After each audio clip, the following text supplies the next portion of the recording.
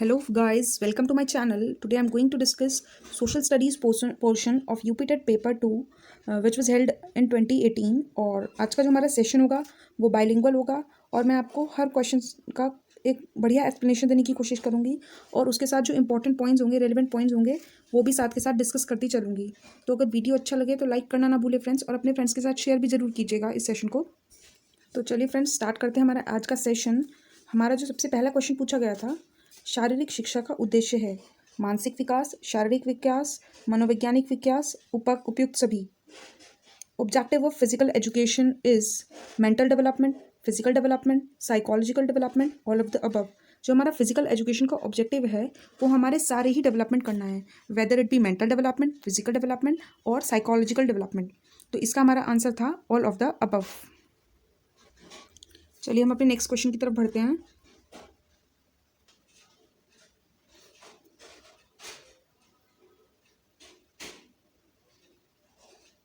चलिए आज के नेक्स्ट क्वेश्चन पे चलते हैं। Which player is related to badminton? Badminton से संबंधित खिलाड़ी है। ऑप्शंस थे हमारे दीपा कर्माकर, पीवी सिंधु, सानिया मिर्जा, दुती चंद। देखिए साथ के साथ सारे ही ऑप्शंस देख लेते हैं कौन सा किससे रिलेटेड है। दीपा कर्माकर जो है हमारी वो जिमनास्ट है, ठीक है, वो जिमनास्ट है। पीवी सिंधु बैडमिंटन से रिलेटेड है, तो हमारे क्वेश्चन का जो आंसर था वो था PV Sindhu. Which player is related to badminton? PV Sindhu. Sania Mirza आप सभी को पता ही है, टेनिस से रिलेटेड है। और दुती चंद जो है वो हमारी स्प्रिंटर है। ओके फ्रेंड्स, अगर इन ऑप्शंस में से किसी का भी ये पूछा जा सकता है Deepa Karmakar is related with which game और सानिया मिर्जा, कुछ कोई सा भी इन चारों में से पूछा जाए तो आप इजीली आसानी से आंसर कर देंगे इस क्वेश्चन का।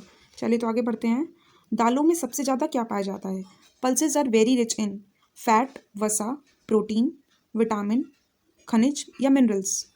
तो आंसर है पल्सेस किस में रिच होते हैं? पल्सेस में सबसे ज़्यादा क्या होता है? प्रोटीन्स होते हैं, है ना। दालों में जो होता है हमारा सबसे ज़्यादा प्रोटीन पाया जाता है। और भी चीज़ों से हमें प्रोटीन मिलता है जैसे कि सोयाबीन वगैरह होगी, पल्सेस में जो होता है पल्सेस में भी प्रोटीन होते हैं हमारे, ठीक है ना। चलिए आगे बढ़ते हैं 94th क्वेश्चन की तरफ। एलएसडी के सेवन से क्या होता है? Effect of the consumption of LSD is यकृत का रोग, लिवर डिजीज, कैंसर, किडनी का रोग, किडनी डिजीज, मानसिक भ्रम, हेल्यूसिनेशन।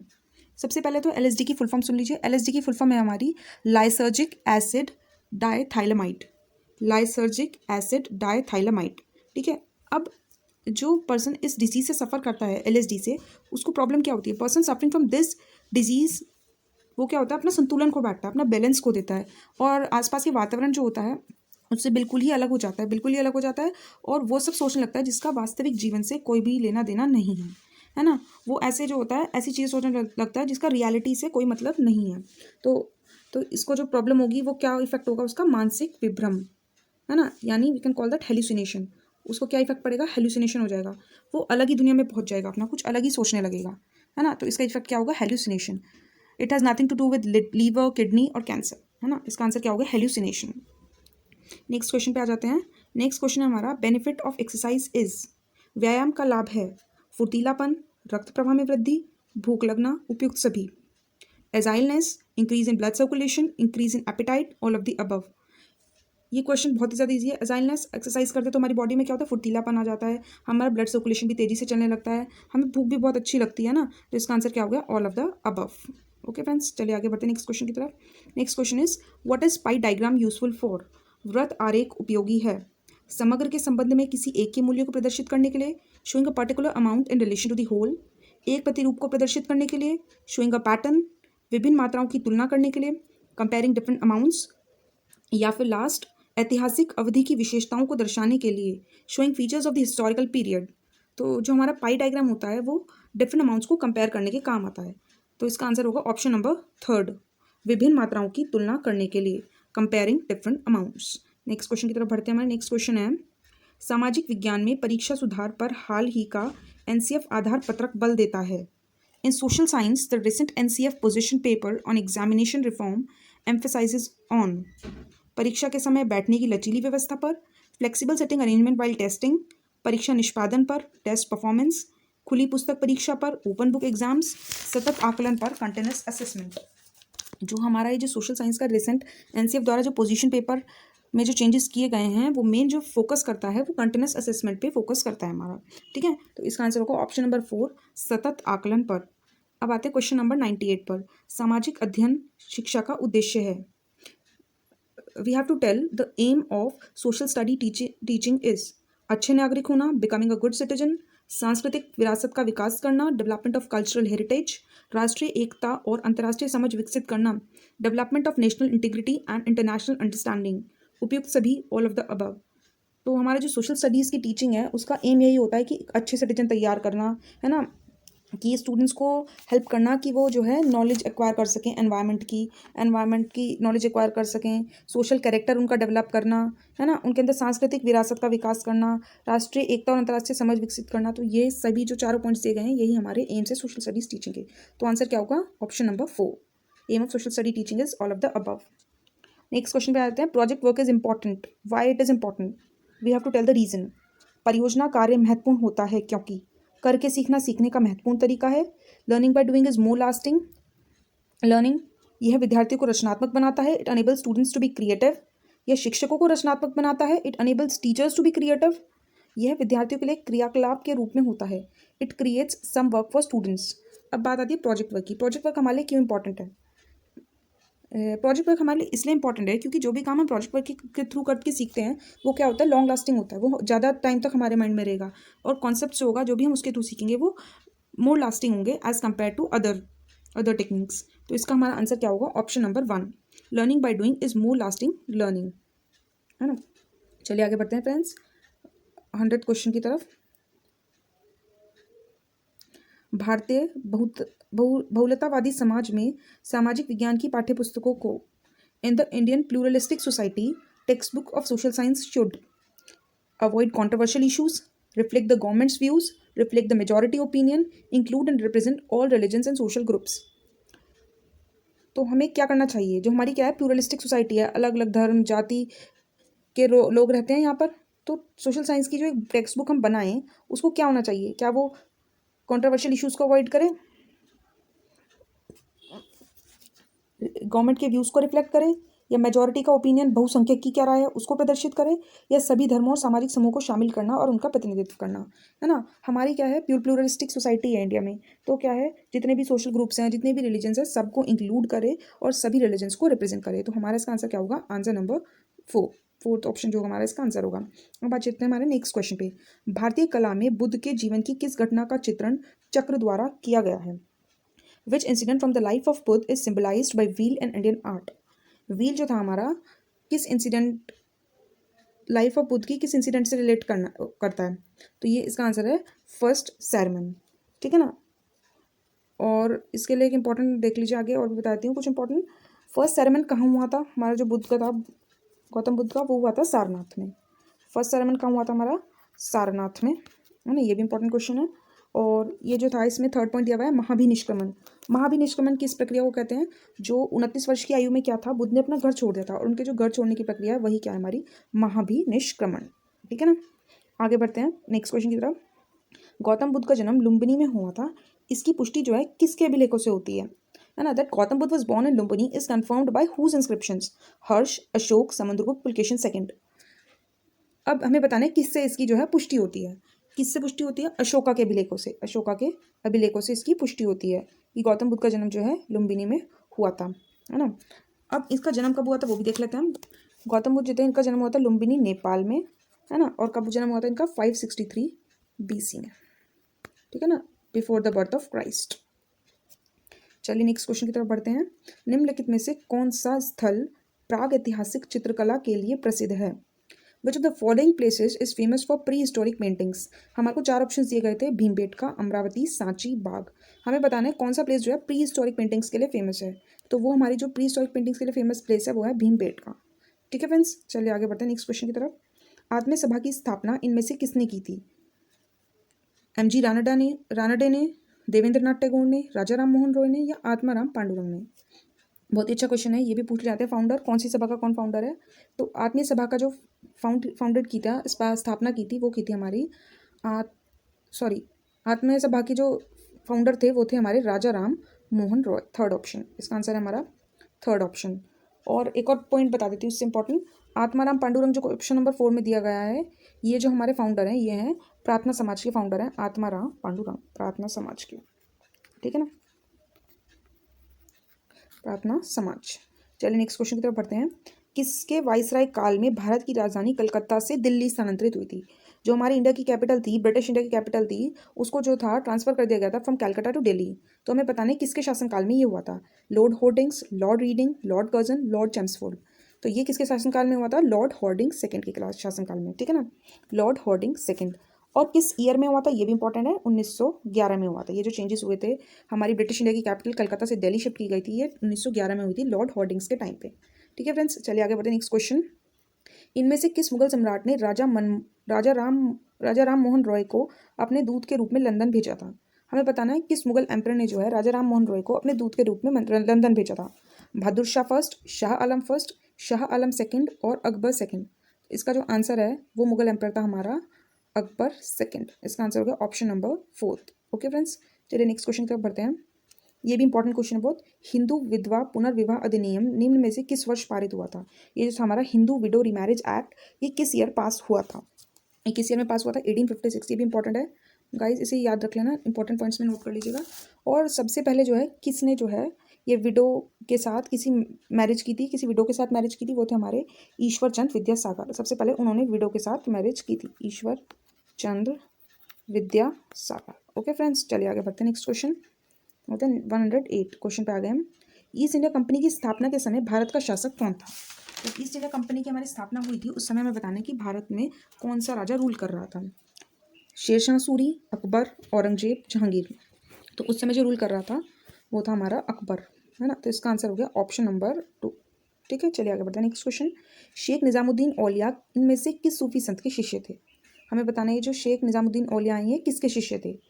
कुतुबुद्दीन बख्तियार काकी के, मखदूम याहिया मनेरी, बाबा फरीदुद्दीन गंजी शक्कर के, या फिर अब्दुल कादिर गिलानी के। ये जो हमारे शेख निजामुद्दीन औलिया हैं ये शिष्य थे बाबा फरीदुद्दीन गांजेश शक्कर के, यानी थर्ड ऑप्शन है इसका हमारा आंसर। ओके फ्रेंड्स, चलिए आगे बढ़ते हैं। Who among the following emperors was famous as Qalandar? हमें बताना है किस बादशाह को जो है कलंदर के नाम से विख्यात था, यानी कलंदर की उपाधि दी गई थी। और ये जो कलंदर की उपाधि दी गई थी हमारे बाबर को दी गई थी, है ना। जो हमारा था पहला मुगल एम्परर था, इसको दी गई थी बाबर को कलंदर की उपाधि। चलिए नेक्स्ट क्वेश्चन की तरफ बढ़ते हैं। नेक्स्ट क्वेश्चन था हमारा, निम्नलिखित में से किस राज्य में 2011 की जनगणना में जनसंख्या का ह्रास अभिलिखित हुआ है? यानी ये बताने कि 2011 पॉपुलेशन सेंसस के अकॉर्डिंग किस स्टेट में जो है पॉपुलेशन का डिक्रीमेंट जो है हमने रिकॉर्ड किया था कि इसकी यहाँ की पॉपुलेशन कम हुई है। ऑप्शंस थे मणिपुर, यूपी, बिहार, नागालैंड। तो हमारे इसका आंसर था, इसका आंसर है हमारा नागालैंड। नागालैंड में जो है पॉपुलेशन डिक्रीमेंट रिकॉर्ड किया गया था 2011 पॉपुलेशन सेंसस के अकॉर्डिंग। तो इसका आंसर हुआ हमारा ऑप्शन नंबर 4 नागालैंड। चलिए नेक्स्ट क्वेश्चन, हैदराबाद किस नदी पर स्थित है? गोदावरी, मूसी, महानदी, कृष्णा। जो हैदराबाद है हमारा किसके रिवर बैंक, कौन सी नदी के रिवर बैंक पर स्थित है? तो आंसर था हमारा Musi. Hyderabad situated on the bank of which river? Answer is Musi. Okay, second option Musi. और इस रिलेटेड पॉइंट बता देती हूँ, जो हमारा गोदावरी है जो उन्होंने फर्स्ट पॉइंट दिया है, इट इज सिचुएटेड, इसके यह कौन सा सिटी जो है इससे सिचुएटेड है? Nashik is situated on the bank of river Godavari. ठीक है ना, नासिक हो गया हमारा जो गोदावरी के रिवर बैंक पे सिचुएटेड है। दिल्ली आपको पता ही है, Yamuna, Delhi situated on the bank of river Yamuna, है ना। और ये जो महानदी ऑप्शन में दिया गया है, Mahanadi Cuttack, Cuttack is situated on the bank of river Mahanadi. और कृष्णा जो है Vijayawada, Vijayawada is situated on the bank of river Krishna. ठीक है ना, विजयवाड़ा। चलिए चारों पॉइंट्स भी नोट कर लीजिएगा। तो 113 क्वेश्चन पर आ जाते हैं। कोयला एक उदाहरण है। कोयला जो है किसका एग्जाम्पल है? मेटामॉर्फिक रॉक का, इग्नियस रॉक का, सेडिमेंट्री रॉक का, या none of the above? Coal जो है हमारा सेडिमेंट्री रॉक का एग्जाम्पल है। Coal is an example of sedimentary rock. Option third हमारा आंसर हो गया। नेक्स्ट पे आते हैं, वे दो ग्रह जिनके उपग्रह नहीं हैं। हमें बताने हैं उन दो प्लैनेट्स के नाम बताने हैं जिनका कोई सैटेलाइट नहीं है। ऐसे दो प्लैनेट्स हमारे कौन से होंगे? मरकरी और Venus. Mercury, option number 3, Mercury और Venus, these are the two planets having no satellite. 115 question की तरफ आते हैं। लक्षद्वीप द्वीप समूह कहाँ स्थित है? Arabian sea, bay of Bengal, Pacific ocean, Indian ocean. Lakshadweep islands are located in, Lakshadweep islands are located in Arabian sea. इसका आंसर होगा ऑप्शन नंबर 1। ओके, चलिए नेक्स्ट क्वेश्चन, निम्नलिखित में से किस क्षेत्र को विश्व का फलोद्यान कहा जाता है ना? ऑर्चर्ड ऑफ द वर्ल्ड बोलते हैं। सवाना रीजन को, मेडिटेरियन रीजन को, इक्वेटोरियल रीजन को, या फिर टुंड्रा रीजन को? तो इसका हमारा आंसर है विश्व का फलोद्यान बोला जाता है हमारा मेडिटेरियन रीजन्स जो होंगे, भूमध्य सागरीय क्षेत्र जो होंगे, उन्हें हम विश्व का फलोद्यान कहते हैं। क्यों कहते हैं? क्योंकि फ्रूट कल्टीवेशन, यहाँ पे बहुत ज़्यादा फ्रूट्स का कल्टीवेशन होता है, इस वजह से हम इसे विश्व का फलोद्यान बोलते हैं, मेडिटेरियन रीजन्स, और या फिर हिंदी में कह सकते हैं इसे भूमध्य सागरीय क्षेत्र। नेक्स्ट आगे 117th क्वेश्चन, निम्न में से किसे संसार की छत कहते हैं? पामेर, अरावली, सतपुरा, म्यांमार। पामेर को जो है हम रूफ ऑफ द वर्ल्ड बोलते हैं, संसार की छत बोलते हैं। फर्स्ट ऑप्शन हमारा आंसर है, बिकॉज क्योंकि वो हाई एल्टीट्यूड पे सिचुएटेड है, इसलिए उसे हम जो है संसार की छत बोलते हैं। ठीक है ना। नेक्स्ट क्वेश्चन पे आते हैं, निम्नलिखित में से कौन सा संसार का सबसे बड़ा मरुस्थल है? ये तो मोस्टली सबको पता ही होगा, सहारा, कालाहारी, गोबी, थार, सहारा डेजर्ट, है ना। लार्जेस्ट डेजर्ट है जो हमारे वर्ल्ड का, आंसर है Sahara desert, option number first. Next पे आते हैं, पाकल दुल पन बिजली ऊर्जा परियोजना कहाँ स्थित है ना। पाकल दल हाइड्रो इलेक्ट्रिक पावर प्रोजेक्ट बताना है हमें, कहाँ सिचुएटेड है? जम्मू कश्मीर में, झारखंड में, उत्तराखंड में, या फिर कर्नाटका में। तो इसका आंसर है ये हमारा जो है जम्मू कश्मीर में है, जम्मू कश्मीर में सिचुएटेड है। नेक्स्ट क्वेश्चन है हमारा, which one among the following is not a plantation crop? T, coffee और रबर जो है ये हमारे प्लांटेशन क्रॉप्स हैं, टी, कॉफ़ी, रबर। और वीट जो हमारा प्लांटेशन क्रॉप नहीं है, गेहूँ हो गया इसका आंसर। ठीक है ना। 121 पे आते हैं, नाटो का मुख्यालय स्थित है, हेडक्वार्टर बताना है नाटो का कहाँ स्थित है। जो हेडक्वार्टर हमारा नाटो का वो कहाँ है? ब्रुसेल्स में। ओके फ्रेंड्स, इस पर मैंने एक वीडियो भी बनाई हुई है, कौन सा ऑर्गेनाइजेशन है, किसके हेडक्वार्टर जो है कहाँ सिचुएटेड है, तो उसके लिए आप डिस्क्रिप्शन बॉक्स में लिंक दिया गया है, वहाँ से जाकर वीडियो को देख सकते हैं। बहुत ही अच्छे से सारे ऑर्गेनाइजेशन एक्सप्लेन किए गए हैं, किसका कब इस्टेब्लिशमेंट हुआ, किसका इस्टेब्लिश करने का क्या ऑब्जेक्टिव है, कहाँ पर उसका हेडक्वार्टर है, वो भी ट्रिक्स के साथ बताया गया है, तो आप जाकर वॉच कर सकते हैं वो वीडियो। नेक्स्ट पे आते हैं, how many languages have been mentioned in the 8th schedule of the Indian constitution? ये भी इंपॉर्टेंट क्वेश्चन है, कई बार एग्जामिनेशन में रिपीट हो चुका है। तो आंसर हमारा 22 लैंग्वेजेस 8th शेड्यूल में मेंशन है, और कितने लैंग्वेजेस को जो है हमारा उसमें प्राथमिकता दी गई है? 22 लैंग्वेजेस को। चलिए नेक्स्ट क्वेश्चन पे आते हैं, निम्नलिखित में से कौन सा एक भारतीय संविधान की प्रस्तावना का भाग नहीं है? हमें बताना है, जो कि हमारे प्रियम्बल का पार्ट नहीं है। डेमोक्रेटिक, सेकुलरिज्म, सोशलिज्म और फेडरलिज्म। तो इसका आंसर था हमारा फेडरलिज्म, फोर्थ ऑप्शन। ठीक है, चलिए आगे बढ़ते हैं। नेक्स्ट क्वेश्चन, सामाजिक अध्ययन के शिक्षण में सबसे महत्वपूर्ण सहायक साधन कौन सा है? कौन सी टीचिंग स्ट्रैटेजी यूज़ करेंगे हम? Work selection, lecture, audio visual, या फिर डिबेट, है ना। सोशल साइंस की टीचिंग के लिए कौन सा एड यूज़ करेंगे? तो बेस्ट जो रहेगा हमें बताना है, मोस्ट इंपॉर्टेंट, तो हमारा आंसर होगा ऑडियो विजुअल। हमारे सारे ही सेंसेस एक्टिव होंगे इसमें, है ना। तो आंसर क्या होगा? Third option, audio visual. अब आते हैं क्वेश्चन नंबर 125 पे, which subject is not included in the social science at upper primary level? इसमें ऑप्शंस थे history, geography, philosophy, political science. तो ये आपको सबको पता भी होगा, हम बचपन से पढ़ते हैं। 6th क्लास में हमारे पास क्या होती है? हिस्ट्री होती है, जोग्राफी होती है, पॉलिटिकल साइंस होती है, बट फिलॉसफी जैसा कोई सब्जेक्ट नहीं होता हमारे सोशल साइंस में, है ना। तो इसका आंसर हमारा क्या होगा? फिलॉसफी, ऑप्शन नंबर थर्ड, है ना। चलिए नेक्स्ट क्वेश्चन, संविधान सभा के स्थायी अध्यक्ष थे?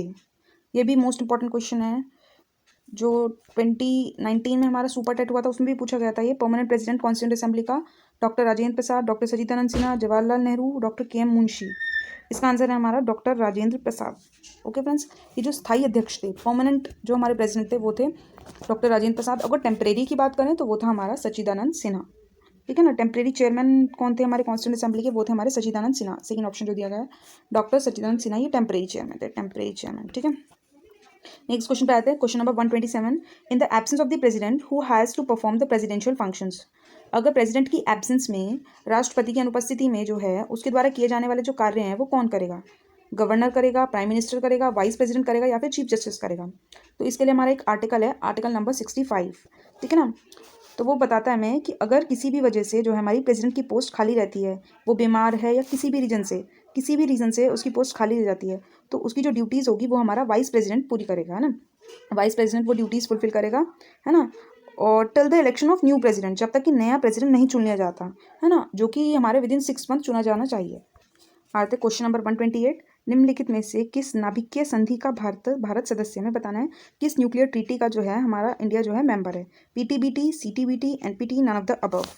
तो इसका जो आंसर है हमारा पीटीबीटी, इंडिया जो है हमारा पीटीबीटी न्यूक्लियर ट्रीटी का मेंबर है। पीटीबीटी की फुल फॉर्म भी देख लीजिए, पार्शियल टेस्ट बैन ट्रीटी।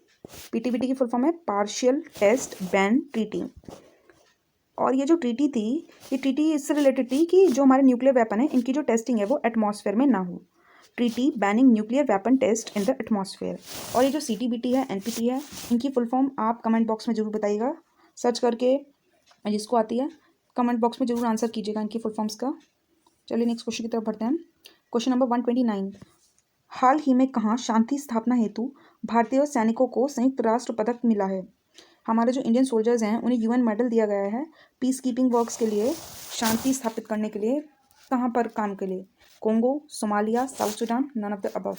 ये जो है साउथ सुडान में, वहाँ पे कुछ कॉन्फ्लिक्ट्स चल रहे थे, वहाँ पे जो है हमारे इंडियन सोल्जर्स ने जो है शांति बनाए रखने की कोशिश की और वहाँ पे जो है शांति स्थापित की, उसके लिए जो है ना UN मेडल दिया गया है साउथ सुडान में। ओके फ्रेंड्स, चलिए क्वेश्चन नंबर 130 की तरफ आ जाते हैं। निम्नलिखित में से कौन सा संयुक्त राष्ट्र संघ का अभिकरण नहीं है ना? कौन सी जो है एजेंसी नहीं है UNO के, में ये बताना है। United Nation organization, scientific and cultural organization, first जो है यूनेस्को, इसकी फुल फॉर्म भी पूछ ली जाती है। फर्स्ट ऑप्शन जो है यूनेस्को देंगे, what is the full form of UNESCO, तो आपको पूरा ये वाला टिक मार्क करना है करेक्ट पे। United Nation educational, scientific and cultural organization. WHO world health organization, FAO food and agricultural organization, या फिर फोर्थ जो है इंटरनेशनल कोर्ट ऑफ जस्टिस। जो हमारी एजेंसी नहीं है UNO की वो है international court of justice. International court of justice जो हमारी UNO की एजेंसी नहीं है, ठीक है ना। इनके हेडक्वार्टर्स भी देख लीजिए कहाँ पर है। फर्स्ट ऑप्शन जो था यूनेस्को, यूनेस्को का हेड ऑफिस जो है वो पेरिस में है, ठीक है ना। यूनेस्को का जो हेड ऑफिस है वो पेरिस में है। WHO सेकंड वाला जो वर्ल्ड हेल्थ ऑर्गेनाइजेशन WHO का जेनेवा में है, और FAO पेरिस रोम में है इसका हेडक्वार्टर, ठीक है ना। इसका मैंने अभी बताया भी था, मैंने इसके लिए ऊपर पूरी वीडियो तैयार की हुई है, एस्टैब्लिशमेंट कब हुआ, किसका हेडक्वार्टर कहाँ है, पूरा ट्रिक्स के साथ एक्सप्लेन किया गया है। डिस्क्रिप्शन बॉक्स में लिंक दिया गया है, वहाँ से जाके वॉच कर सकते हैं उस वीडियो को, आपको बहुत हेल्प मिलेगी उस वीडियो से। चलिए नेक्स्ट क्वेश्चन की तरफ आ जाते हैं। Which fertiliser is known as किसान खाद? कौन सा फर्टिलाइजर को जो है हम किसान खाद के नाम से जाना जाता है? तो वो है हमारा calcium ammonium nitrate, option number 3, calcium ammonium nitrate. इसे हम क्या बोलते हैं? किसान खाद के नाम से जाना जाता है। चलिए आते हैं क्वेश्चन नंबर 132 पे। 1 हेक्टेयर सेंटीमीटर में पानी की हमें कुल मात्रा बतानी है। वाटर की कितनी क्वांटिटी होती है 1 हेक्टेयर सेंटीमीटर में? तो इसका आंसर है option number 1, 100,000 litres. Next question पे आते हैं। Banana is propagated by leaf, stem, seed या फिर सकर्स?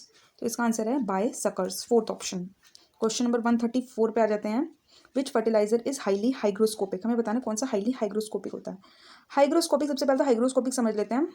हाइग्रोस्कोपिक वो होते हैं जो कि एयर में जो मॉइस्चर प्रेजेंट होता है, वो सब्सटेंस जो एयर में मॉइस्चर होता है उसको एब्जॉर्ब कर लेते हैं, उन सब्सटेंस को हम हाइग्रोस्कोपिक बोलते हैं।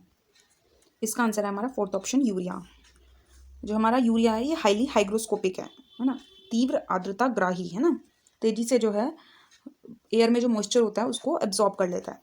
नेक्स्ट क्वेश्चन पे आते हैं, क्वेश्चन नंबर 135। खेत में हरी खाद वाली फसल की पलटाई की उपयुक्त अवस्था कौन सी है? ये जो है which is a suitable stage of green manure crop for incorporation in the field? Options हमारे 4 दिए गए थे, post flowering stage, initial stage, pre flowering stage और मेच्योरिटी स्टेज। तो इसका आंसर है हमारा प्री फ्लावरिंग स्टेज, यानी फूल उगने से पहले की जो स्टेज होती है, फूल आने से जो पूर्व की अवस्था होती है। तो इसका आंसर है ऑप्शन नंबर 3, वो सूटेबल है हमारी इनकॉर्पोरेशन के लिए। आते हैं 136 पे। In fruit juice sugar concentration जो है हम कैसे मेजर करते हैं? कौन सा इंस्ट्रूमेंट यूज़ करते हैं शुगर के कंसनट्रेशन को मेजर करने के लिए? तो आंसर है हमारा रिफ्रैक्टोमीटर, ठीक है। नेक्स्ट क्वेश्चन पे आते हैं 137। The main role of pectin in jelly making is? Pectin का रोल बताना है, जेली बनाने में क्या रोल है? तो जो इसका रोल है वो है कोगुलेशन ऑफ फ्रूट जूस, ठीक है ना।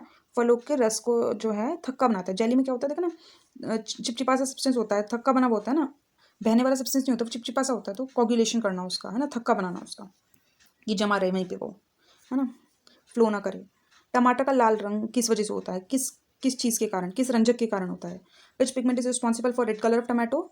तो इसका आंसर है हमारा लाइकोपीन, है ना। लाइकोपीन की वजह से जो होता है टमाटर जो होते हैं हमारे वो रेड कलर के होते हैं। क्वेश्चन नंबर 139 पे आ जाते हैं।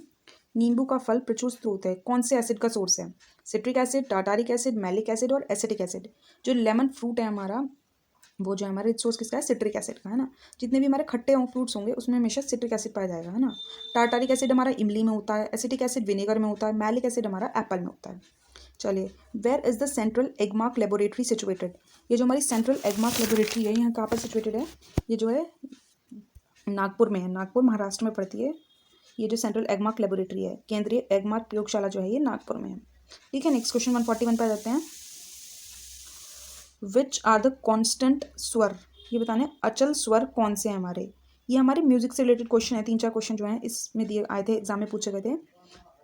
कांस्टेंट अचल स्वर बताने हैं हमें, तो इसका आंसर था हमारा ऑप्शन नंबर बी, सा और पा। ठीक है ना। नेक्स्ट क्वेश्चन पे आ जाते हैं। 142 पे है, what is the thought of राग यमन। राग यमन किस थाट से उत्पन्न होता है। भैरवी, बिलाबल, कल्याण, खमज। तो इसका हमारा जो आंसर है वो है कल्याण। 142 को option number 3 is the correct answer. ठीक है ना। क्वेश्चन नंबर 143 पे आते हैं, संगीत में समान गति के सतत प्रभाव को हम क्या बोलते हैं। तो उसको हम बोलते हैं लय। ऑप्शन नंबर बी इसका करेक्ट आंसर है। आते हैं क्वेश्चन नंबर 144 पे, ग म नी पा स ध नी पा, ये जो है किस राग का स्वर समूह है। तो इसका आंसर है हमारा राग विहाग, ऑप्शन नंबर 1। ठीक है। अब आते हैं क्वेश्चन नंबर 145, इंपॉर्टेंट क्वेश्चन है, इंपॉर्टेंट है ना। झंडा गान विजयी विश्व तिरंगा प्यारा, जो हमारा झंडा गान है ना, विजयी विश्व तिरंगा प्यारा, इसके रचयिता बताने हमारे कौन है, इसके राइटर कौन है। हरिवंश राय बच्चन, रविन्द्रनाथ टैगोर, श्यामलाल गुप्ता प्रसाद या फिर हरिशंकर परसाई। तो इसके हमारे जो राइटर हैं वो हैं श्यामलाल गुप्ता प्रसाद, थर्ड वाला है ना। चलिए क्वेश्चन हमारे खत्म होने वाले हैं सीरीज के। 146 क्वेश्चन पे आ गए हम। Hormone release from thyroid. Thyroid जो है कौन सा हार्मोन रिलीज करता है, तो वो हमारा जो है थायरॉक्सिन है ना, उसी से दोनों मिलते जुलते हैं, थायराइड थायरॉक्सिन। ठीक है। इंसुलिन कौन सा हमारा जो ऑर्गन है वो रिलीज करता है, पैंक्रियाज। इंसुलिन कौन सा हार्मोन रिलीज करता है, पैंक्रियाज। पैंक्रियाज से हमारा इंसुलिन हार्मोन सिक्रीट होता है। 147, water is used as a medium of cooking in which one of the following methods. Water जो है जल एक माध्यम के रूप में किस भोजन विधि में यूज़ किया जाता है। स्टीविंग में, सिमरिंग में, बॉइलिंग में, ऑल ऑफ द अबव। पता ही हमें वाटर जो है कुकिंग के लिए हमारा मेन है, तो ये सभी मेथड्स में यूज़ होगा, in all of the above. Question number 148, method involve in dhokla preparation. ढोकले का जो बनाते हैं हम घर में ढोकला बनाते हैं, ये कौन सी विधि यूज़ होगी। Deep frying, fermentation, shallow frying या फिर बॉइलिंग। ये जो ढोकला वगैरह बनते हैं ये हमारे जो होते हैं खमीर उठाना पड़ता है इसके लिए ना, पहले जो भिगो के रखते हैं मैटर जो भी हमारा बैटर जो भी होता है उसके पे खमीर उठाना पड़ता है, तो ये इसका आंसर हमारा फर्मेंटेशन, सेकंड ऑप्शन खमीरीकरण है ना, खमीर उठाना पड़ता है, सेकंड ऑप्शन इसका हमारा आंसर है। क्वेश्चन नंबर 149 पे आ जाते हैं। 2 वर्ष से 6 वर्ष की आयु को क्या कहते हैं, है ना। जो चाइल्ड होते हैं हमारे, जो 2 से 6 ईयर्स की एज में लाइक करते हैं, उन्हें वो जो एज होगी उनकी उसको क्या बोलेंगे हम, चाइल्डहुड है ना। एडोलेसेंस हमारे 18+ वाले हो गए, सॉरी 12 to 18। एडोलेसेंस वाले जो हो गए 12 से लेके 18 तक वाले एडोलेसेंस में आ गए, 18+ वाले अडल्टहुड में आ गए और 0 to 2 वाले बेबीहुड में आ गए। हमें बताने लास्ट क्वेश्चन बहुत आसान था, जो कि reason of water pollution is, जल प्रदूषण का कारण बताना था। ह्यूमन एक्टिविटीज़ की वजह से वाटर पोल्यूशन फैलता है, हाँ बिल्कुल करेक्ट है। पॉपुलेशन ग्रोथ की वजह से, पेस्टिसाइड्स की वजह से, ऑल ऑफ द अबव। तो इसका आंसर था इन सभी रीजन्स की वजह से, above all the reasons are responsible for water pollution. तो आज का सेशन मैं यहीं पर ख़त्म करती हूँ। होप आपको पसंद आया होगा। अगर सेशन अच्छा लगे तो लाइक और शेयर करना मत भूलें, और चैनल को सब्सक्राइब कर लें और बेल आइकन भी दबा दें। Thank you friends.